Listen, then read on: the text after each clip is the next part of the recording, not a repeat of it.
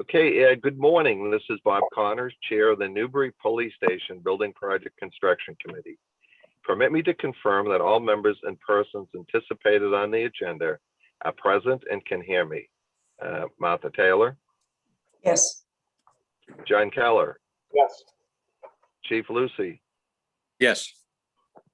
Okay, from our design and Vertex team, Steve, Yes. Zell. He is not here. Okay. Good morning. This open meeting of the Newbury Police Station Building Project Construction Committee is being conducted remotely, consistent with Governor Baker's executive order of March 12, 2020. Due to the current state of emergency in the Commonwealth, due to the outbreak of COVID-19. In order to mitigate the transmission of COVID-19, we have been advised and directed by the Commonwealth to suspend public gatherings, and as such, the governor's order suspends the requirement of open meeting law to have all meetings in a publicly accessible physical location. Further, all members of public bodies are allowed and encouraged to participate remotely. The order, which you can find posted with the agenda materials for this meeting, allows public bodies to meet entirely remotely so long as reasonable public access is afforded so that the public can follow along with the deliberations of the meeting. Ensuring public access does not ensure public participation unless such participation is required by law.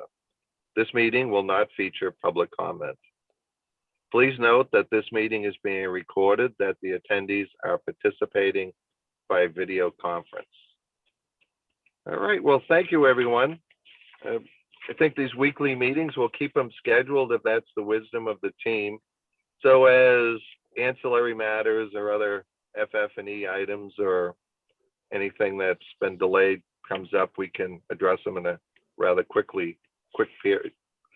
turnaround. So if you turn to your meeting packet, okay, tab 1. Meeting minute review of March 3rd, 21 meeting. Why don't we take a quick moment to review? All right. Do we have a motion to accept the March 3rd meeting? A second. Second. Okay, any further discussion on this matter? Okay, hearing none, I'll take a vote. Martha Taylor, Yes. John Keller, Yes. Chief Lucy, Yes. Bob Connors votes yes. The motion carries unanimously. Okay, if you turn to tab 2, it's the BC Construction Pay Requisition number 15. Team, I've put this in here. This is still in the pencil draft stage, and we may want to hold on to this for another week to give Vertex and Context a chance to review this and just make sure we're crossing T's and dotting I's. Steve, I know you had some questions on that. Does that make sense to you to just push this off for a week? I think if you perhaps authorize it as this figure, I'd be fine with it, to be honest. You know, we have to get the final document, but the figure itself is fine based on all the discussions that we've had about it. Okay, so now looking at it, I don't have any problem with the total aggregate amount being held back for the minor work we have to be completed. On the retainage for filed subbidders, there's been no release on that. Is that correct? No requested release, and so we haven't responded, and therefore we haven't spoken to it because we haven't been asked. Okay, so we don't know at this stage of the game, is that normal, or what would we be releasing of that amount? Would we be releasing 50% of that, Steve, at this point, if there was a request, or all of it, or? How would that be? Sure, and Zell has joined us here, so he certainly can speak to this as well, but you more commonly see an across-the-board reduction from 5 to 3 or something like that. And this is Okay. different. This is all of BC's retainage has been requested fully and nothing else. I just hadn't seen it done like this. Right. Okay. It's unusual. Well, part of the reason that this is happening is because they are off-site. And because Right. they're off-site, they no longer carry any general conditions on site for themselves. So it wipes out all of that stuff. And I think that that's okay. I mean, I don't see a Okay. problem. Yeah, Uh, no, we're just at that stage, guys, where that we've had a great successful project, and it's just on the last batch of paperwork. You both, Zell and Steve, your old hands at this. So from a committee standpoint, where we're just, it's getting a little extra scrutiny and review on our part, and probably part of it is the learning curve on our part. So if I understand you correctly, Steve, if we were to consider approving the pay rec in its draft form, that would be fine with both Zell and you. Yes, Yeah, I think so. I mean, if Okay. this want to do it, I think it's all right as long as there's enough money in the end. Yeah, I agree, and I think we've got 2 to 3 times more money than we need to wrap things up. But all right, well, why don't we you're at tab 2. Why don't we take a quick look at that, and based on Steve and Zell's counsel, do we have a motion to accept? Certainly, well, subject to getting the final, the final draft with the warrant cover sheet. I'll make that motion. I'll second. Okay, we have a motion and a second. Any discussion or questions, team, on pay rec number 15? I have a question on Steve's cover letter. I think it was maybe a holdover from the last one, but the amount is 111,000, but the sentence, it says recommended payment in amount of 590,800. yeah, you're correct. I corrected all the other items with the amount that's left. I'll fix that. I'll get that right out. I have that at my fingertips. I'll get that right out. Thank you for seeing that. Thank you. And then I guess the only other thing is Eileen won't pay it until she gets a certified copy anyway. So Right. and that would be following. Okay, so just for clarification, we have a motion and a second pending on the amount of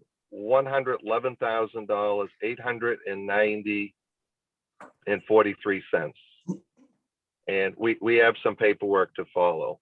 So Can I just interject here for 1 second? I don't know if you saw the email from Joe Cresta about a week back. He noted that they had actually changed one light item, which was a request from, I think it was ambient control or maybe sheet metal, something to do with the HVAC, where they changed one of the line items. They requested 100%, where before they had not.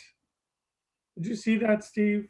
Yeah, and again, unless I have made an error, this should be that This is- copy that does incorporate that. Yes. Oh, I'm sorry. Okay. I didn't know that. I don't think he sent a second draft though. So you just changed the number.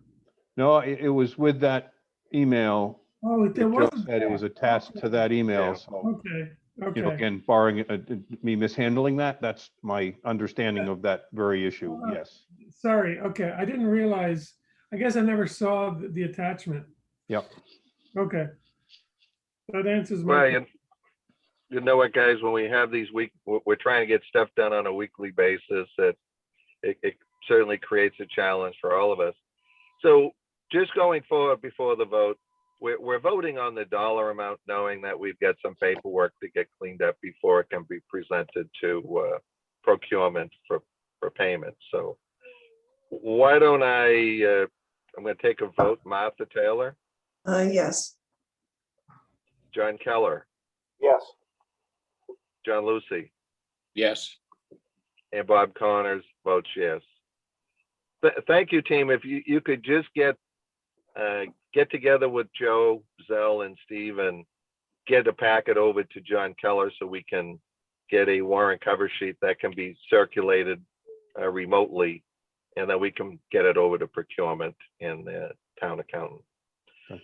All right, if you turn to tab 3, we have a number of miscellaneous FF&E invoices. These are all been pre-approved on a master list. This is more for procurement. And why don't we take a minute to look at that?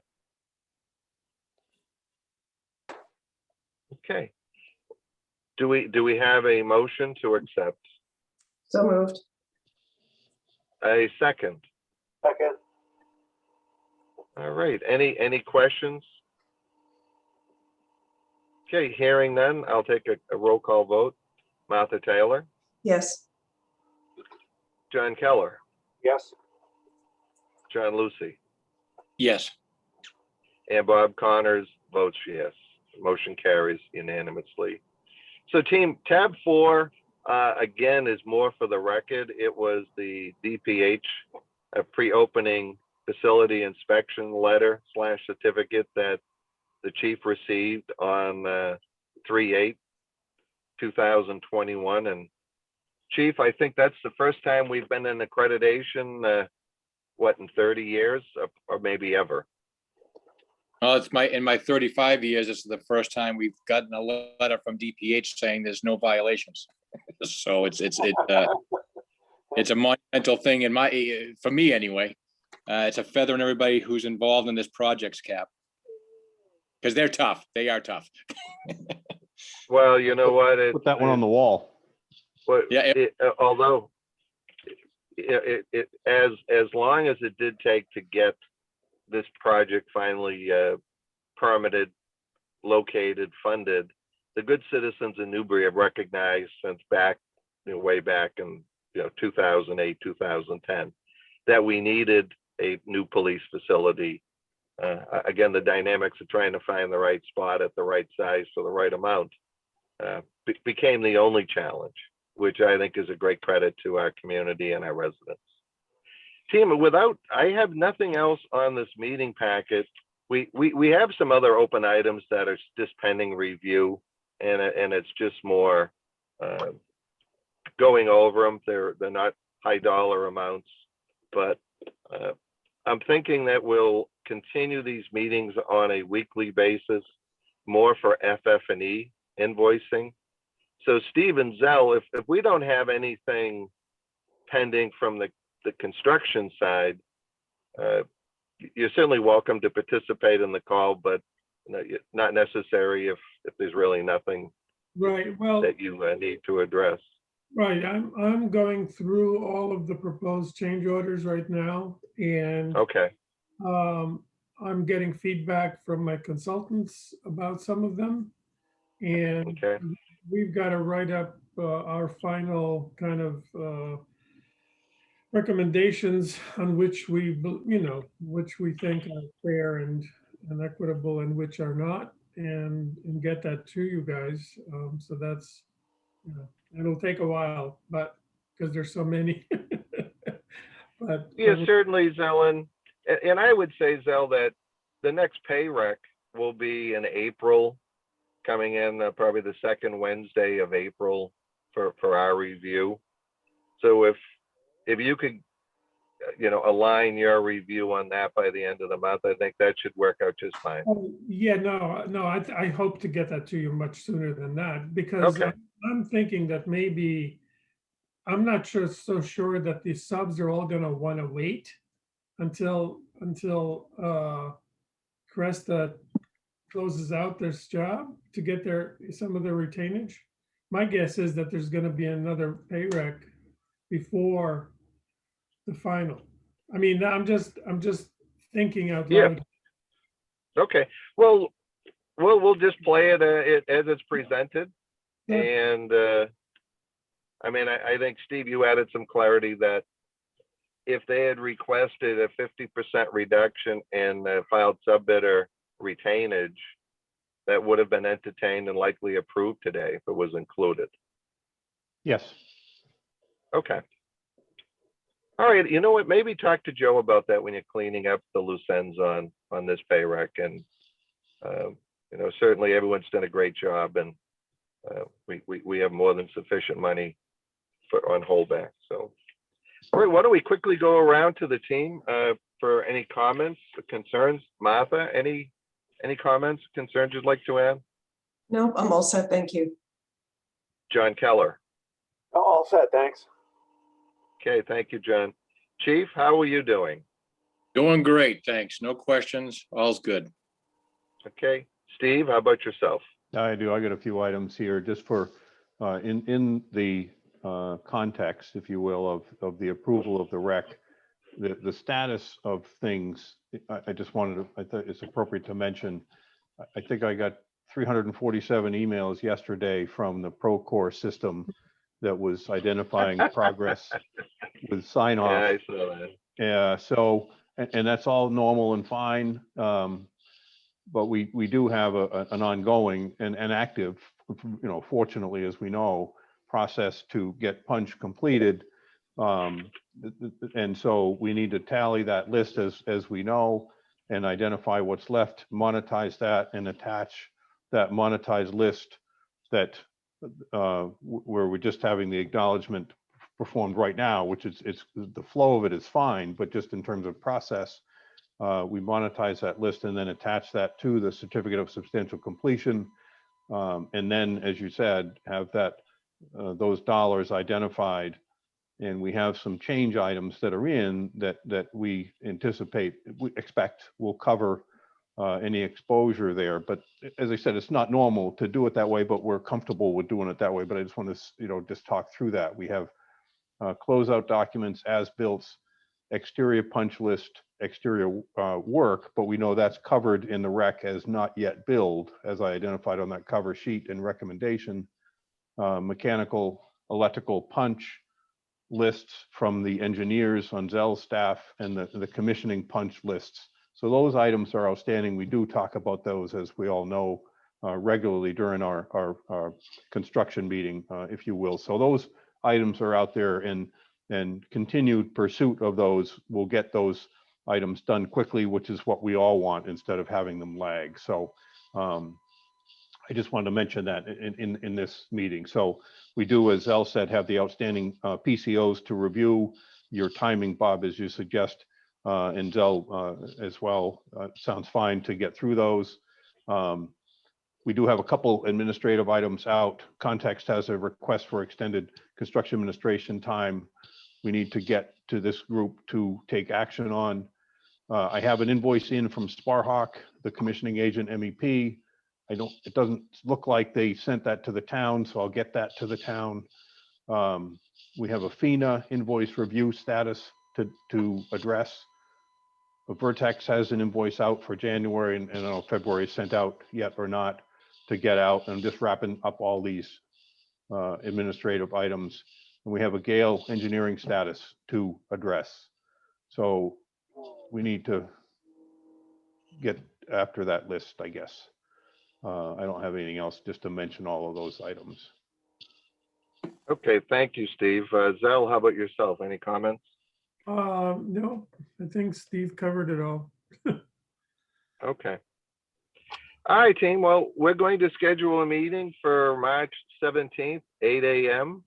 If it's not required, we'll just cancel it, but I'll go ahead and post the meeting accordingly as a placeholder. All Sounds right, good. with no further action needed. Meeting has closed. Thank you, everyone. Bye. Thank you.